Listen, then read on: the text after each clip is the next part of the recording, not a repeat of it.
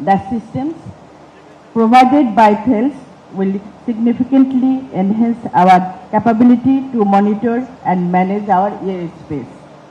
Honorable guests, I would also like to recall the contribution of the late President Ziaur Rahman, under whose leadership international air connectivity was significantly expanded. The inauguration of the new international airport at Kormitola in 1980 laid a strong foundation for Bangladesh aviation sector. The government, under the leadership of our Honorable Prime Minister Tariq Rahman, remain steadfast in its commitment to growing this sector as well.